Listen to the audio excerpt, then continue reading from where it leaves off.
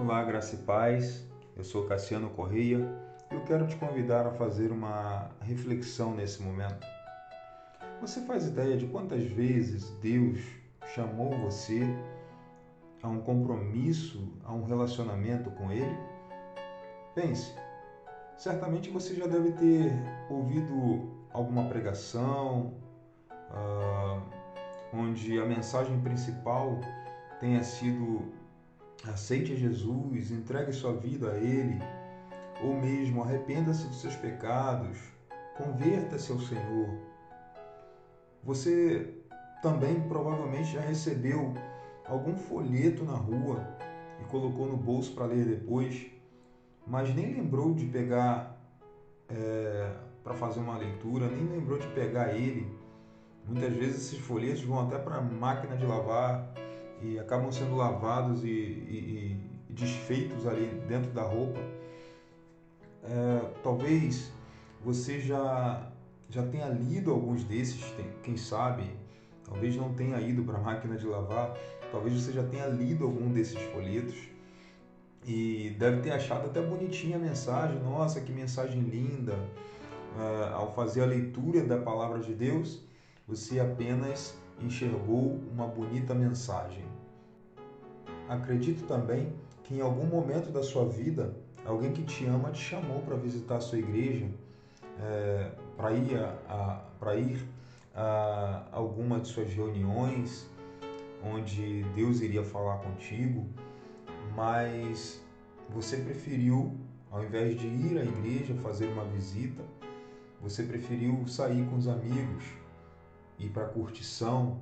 Afinal de contas, o que se ouve e o que se ensina é que a vida é muito curta mesmo, não é verdade? E é necessário viver intensamente cada momento. Esse é um daqueles momentos que você pensa assim: o que eu vou fazer na igreja? Chega até a zombar de certa forma. Deixa eu te dizer o que a Bíblia nos revela, e eu creio e oro ao Espírito Santo que ele revele para você e abra a tua visão a partir dessa leitura. Carta do apóstolo Paulo aos Romanos, capítulo 3, versículos do 10 ao 12, diz assim, preste atenção: como está escrito, não há um justo, nem um sequer. Não há ninguém que entenda, não há ninguém que busque a Deus. Todos se extraviaram e juntamente se fizeram inúteis. Não há quem faça o bem, não há nenhum só. O apóstolo Paulo aqui está citando Salmos, um dos Salmos em que esse texto se repete, e é uma afirmação de que todos os homens perdidos em pecado vão sempre fazer a escolha pelo pecado.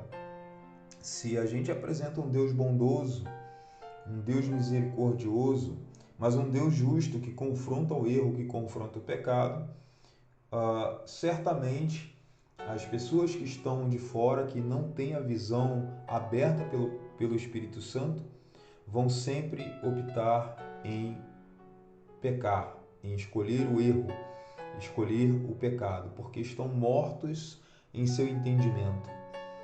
Certa vez eu fiz um teste e comecei a contar para alguns amigos algumas experiências que tive no tempo em que eu ainda não conhecia Cristo, em que eu não era cristão. E é claro que a intenção ao contar isso era buscar uma ocasião para evangelizar essas pessoas. E eu comecei a falar das experiências místicas, comecei a falar de símbolos, de feitiços, de misticismos, de simpatias, de coisas que eu fazia quando eu não era cristão. E essas pessoas, ao ouvirem a minha história, começaram a fazer várias perguntas e o assunto desenrolou e desenvolveu de uma maneira que eu mesmo nem esperava, porque o interesse era muito grande em saber o que acontecia. O interesse era muito maior em saber o que acontecia nos bastidores, como aconteciam as coisas em relação àquele misticismo todo, do que propriamente em minha vida. O interesse era mais em como fazer aquelas coisas.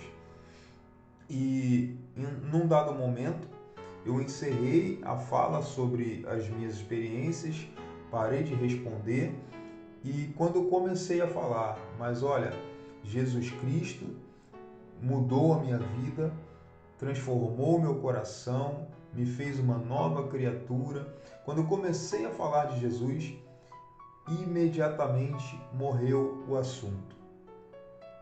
O assunto encerrou, porque eu ia começar a falar da transformação que Deus fez na minha vida, confrontando o pecado que havia em mim, confrontando o erro que havia em mim e abrindo os meus olhos para que eu enxergasse a minha condição perdido, condenado e que por misericórdia, por graça e por amor, Deus me tirou dessa situação e me trouxe para a sua maravilhosa luz. Eu ia começar a evangelizar e falar o que de fato importava na minha vida. Não o que eu fiz ou deixei de fazer, mas o que a partir daquele momento em que Jesus me encontrou, que Jesus me salvou, e a partir daquele momento Jesus passou a fazer na minha vida. Era esse o objetivo, contar esse testemunho para que aquelas pessoas, através desse testemunho, elas pudessem ser evangelizadas e trazidas à luz, a mesma luz a qual eu me encontrei ao receber Jesus como Senhor e Salvador da minha vida. Isso mostra o total desinteresse das pessoas em relação a Deus. Eu tentei entrar no assunto e o assunto morreu. Veja bem, ninguém se interessa por Deus. As Escrituras Sagradas dizem que todos estão destituídos da glória de Deus, todos pecaram e destituídos estão. E por estarmos nessa condição, nunca jamais entenderemos, enxergaremos qual seja a boa, agradável e perfeita vontade de Deus, porque estamos cegos em nossos pecados, em nossos delitos, em nossas concupiscências. O pecado fala mais alto, a vontade da carne fala mais alto na vida daqueles que não tiveram os seus entendimentos abertos pelo poder do Espírito Santo.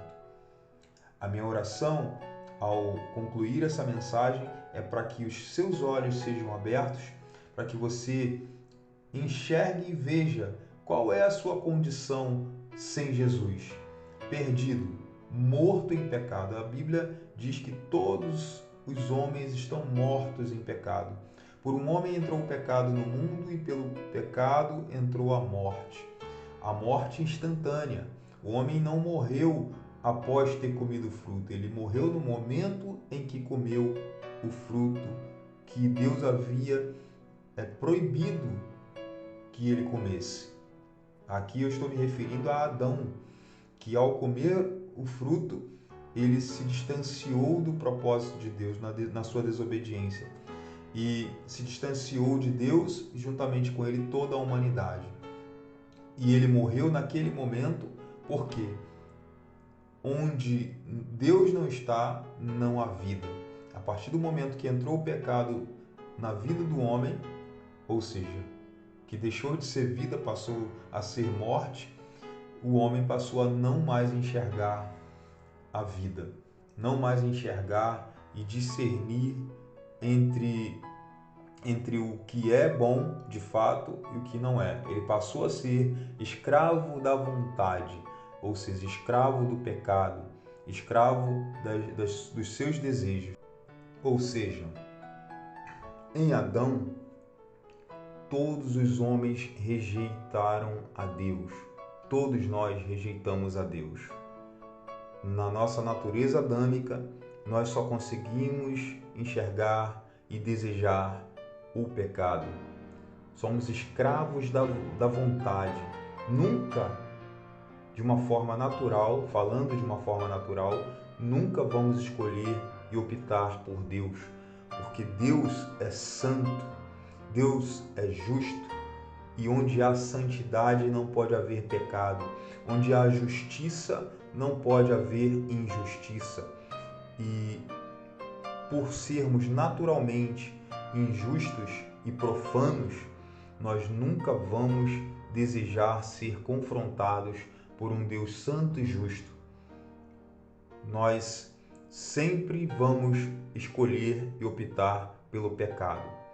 A minha oração é para que o Espírito Santo de Deus vivifique a sua alma, te traga a maravilhosa luz de Jesus Cristo, te dando entendimento, e que você possa enxergar que sem Jesus você permanecerá escravo da vontade, não terá liberdade de escolha, porque a sua escolha sempre será para o mal, sempre será para o erro. Porém, se o Espírito Santo de Deus abrir o seu entendimento, tirar as escamas dos seus olhos e te fizer enxergar qual é a sua condição hoje, você verá o quanto você carece da misericórdia e da graça desse Deus maravilhoso. E você dará um passo adiante, recebendo Jesus como o único Senhor e Salvador da sua vida. Faça isso agora. Não deixe para amanhã, não deixe para depois. Hoje, agora, nesse momento em que você me ouve, receba Jesus como Senhor e Salvador da sua vida. É a única saída, é a única solução, é o único meio de você conseguir rejeitar o erro, rejeitar o pecado, a liberdade para não pecar. O livre-arbítrio está em Jesus Cristo, está na escolha de receber o Senhor Jesus como o único Senhor e Salvador da sua vida. E essa escolha Ele te capacita hoje a fazer. Essa escolha Ele, no poder do Espírito Santo, te condiciona hoje a fazer. Essa decisão Ele te condiciona a tomar. Em nome de Jesus, que você possa ter os teus olhos abertos e tomar a melhor decisão da sua vida nesse momento. Deixa eu voltar um pouquinho aqui ao começo. Eu havia falado sobre um termo que é muito usado pelas pessoas que querem curtir a vida. A vida é curta, precisamos viver cada momento intensamente. Exatamente é isso que eu quero te dizer. Viva cada momento intensamente na presença do Senhor, porque a vida aqui realmente é curta. E nós vivemos em torno de 70, quando vivemos bem, vivemos 100 anos, mas 70, 100 anos é apenas o começo de uma trajetória eterna. E aí a pergunta que eu quero fazer a você: onde você quer passar a sua eternidade? Os próximos 1.000, 10.000 anos, 10 milhões de anos? Você quer passar essa eternidade onde?